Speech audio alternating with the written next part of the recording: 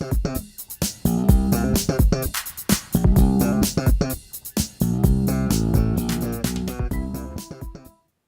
to the H12 Prep Softball Report. I'm Ramon Scott and I'm joined by Dave Dickens of EastCountySports.com. And Dave, we're going to give softball a try this year. We brought in one of the top hitters in the East County so far, slugger extraordinaire, if you will, Audrey Shebloski of the Christian High Patriots. 3 home runs to date for the junior.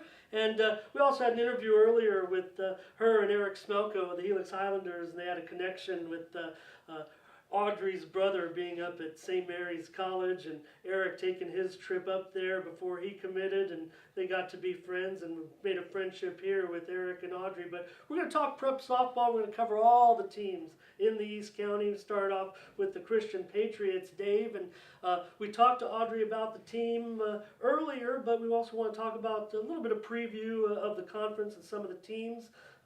Dave, the Patriots were champions 2 years ago. They were a 500 team last year, but Coach George Gentry, 50 wins over the last 3 seasons since he's returned to the helm. Tell me about the Patriots. You've seen them. Well, I'll tell you, the first game of the season I saw was actually versus the Helix Highlanders, and I mean, honestly, I think they also played a pretty tough team in Helix. I think Helix is going to be one of the top competitors, I think, in the conference. And then as far as the Patriots, I think it was maybe just an off day. They weren't playing up to par, but the last 2 games, as we had talked about earlier, you guys have been spectacular. And as you said, the home runs that you did hit, it wasn't really, you were saying it wasn't really a fastball or anything like that. It was because they don't throw really too hard in softball anyhow. So if it's anywhere in your wheelhouse, you're going to knock it out. Yeah. I think we should send Dave out there to face some of these pitchers and see how hard these girls are throwing. But no doubt about it, Audrey, a little bit of a slow start for the team, and we are in a really tough conference. What's Coach saying to get you guys focused and ready? We're just a few games away. We've got a few games before then, but we kind of just ditching the situation after what's gone on, trying to kick it out of our minds. We're definitely trying to move on. I think we realized this year that we lost 6 starters from last year, so it's definitely, we knew it was going to be a lot of new faces, a lot of new, okay, none of us have played together. We need to, figure out how to get all on the same page. So I think the first couple games, he wasn't too upset knowing, okay, these people never played with each other. They've never seen each other before. Considering the year before, we only got 1 new player, so everyone pretty much knew each other. But I definitely think as the season goes on, he expects us to get better, and we'll expect more out of us, probably this coming week and the next week.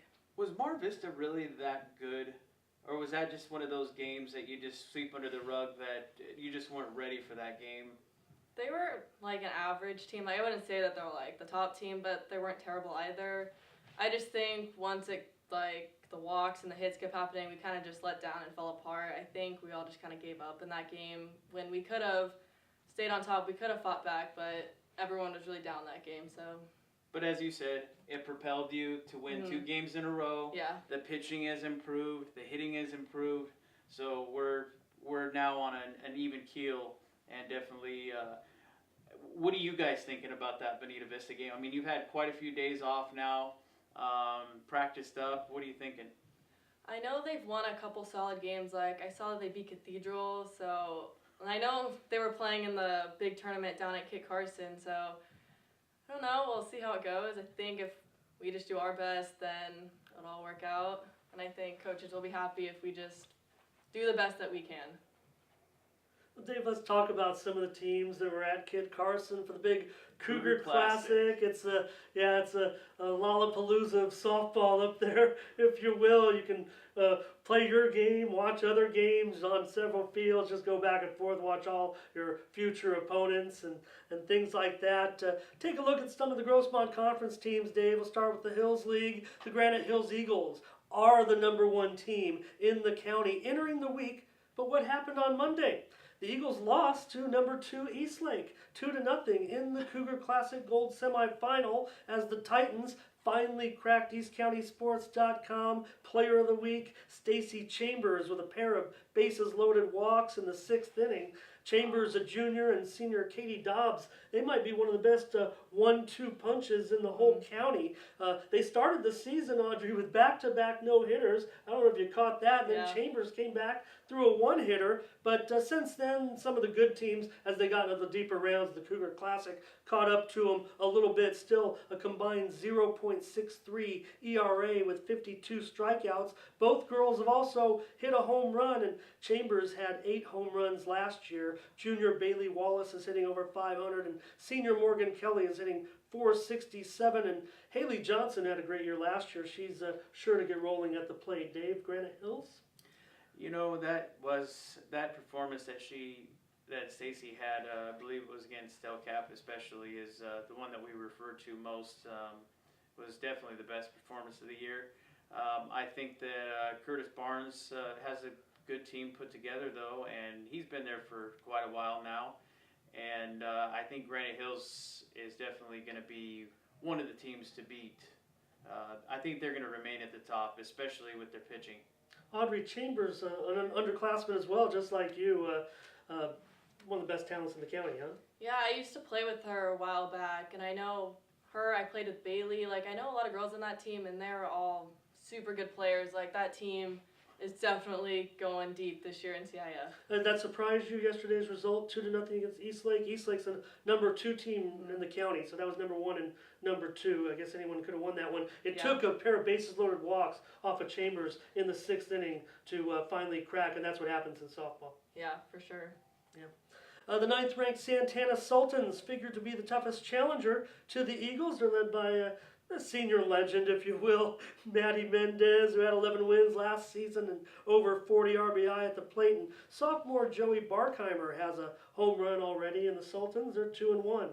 Anything on the Sultans, Dave? Well, you know, I haven't been out to see the Sultans yet. I do know quite a few of the players, though, because they made the transition to basketball. Some great basketball players in there. As a matter of fact, Joey was one of them, playing for head coach Jordan over there, and even LaKayla Acuna. Yeah, that one. Yeah. And she's also playing very well. And I think she's going to make some noise too, as well, from looking at the numbers. So I think they will be their biggest challenger, but I think Granite Hills has still got it locked up. But I think Santana will do well. Steel Canyon is currently ranked 13th in the county, though it finished 2-3 at the Cougar Classic. Senior Audrey Baggy has a co-East County leading 3 home runs. How's that sound, Audrey? So I guess it pays to be named Audrey and be a power hitter in the East County. You're a little bit familiar with her? I've heard of her. I know she plays locally too, but I've heard that she's a really solid player. I heard she's going to UCSD, and I think that's a great pickup for them. The Cougars also feature offensive standouts J.J. Venzor at 5 home runs and 30 RBI last season, and Maggie Carpenter, who hit that big 3-run home run last week that broke a tie in the 5th inning against Cathedral Catholic. That really changed the complexion of that game, and was one of the highlights of the season so far, Dave, not only for Steel Canyon, but for any of our teams. I think that they're definitely going to go deep into CIF, like you said, but not to take anything away from Steel Canyon, because with a hard hitter like that, I think that they can definitely be competitive as well. I'll throw another contender out at you, the Grossmont Foothillers. Of course. They can't be discounted as well in this deep league. The Hillers were ranked 23rd in the county media poll entering this week, but fell to 2-3 on Monday after falling in the silver semifinals at the Cougar Classic. Samaria Roop hit a home run, but Grossmont lost to Scripps Ranch on Monday. Catalina Contreras, who belted 6 home runs last year, has 1 home run so far and is batting over 700. And also Kimmy Bond, also one of the players to watch in the county. The H12 Prep Baseball Report. Visit the H12 Sports Academy off of Old Highway 80 in El Cajon. Get lessons from top local instructors. Use our team workout and cage facility specials, newly renovated, for baseball and softball. Plus, Have your performance metrics analyzed using patented technology in HitTrax. That's the H12 Sports Academy off of Old Highway 80 in El Cajon. Call Scott Hoppy Hopgood at 619-328-1412.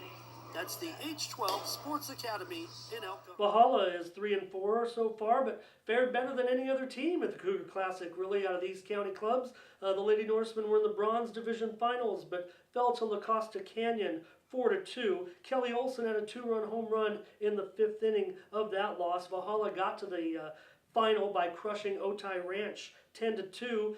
Valhalla scored double digits in all 3 of their wins. Want to mention freshman Marin Jordan, who's been stellar so far with 6 RBI, certainly a future star on the circuit. West Hills is 2-2 and battled Chambers and Granite Hills in a 1-0 Cougar Classic loss in the gold bracket.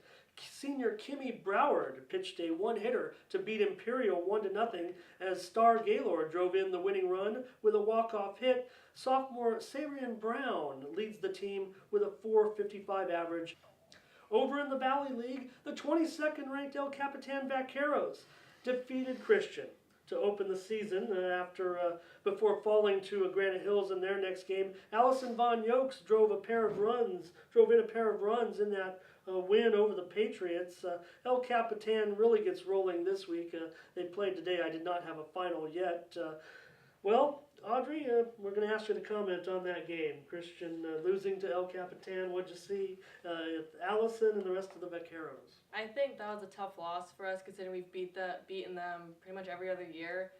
I think we held them pretty close until the 5th inning, and then I think they scored 1, and then they kind of just kept scoring, more walks and hits. But that wasn't a bad played game. We played a solid 5 innings and kind of ended it there. But I think we can have a shot when we play them again in a couple weeks.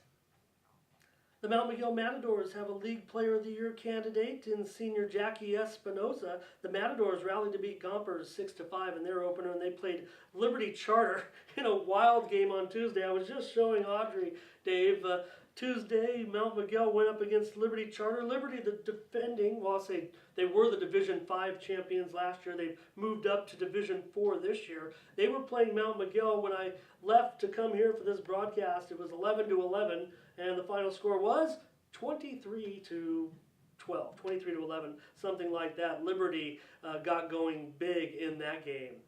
Helix started 2-0, outscoring Christian and La Jolla 18-0 combined, but then fell to Mar Vista and Central at the Gold and Silver Classic. Sophomore Nicole Hernandez is hitting over 500 so far, while junior Zoe Culkin has a 1.37 ERA over 3 starts, including the shutout over the Patriots.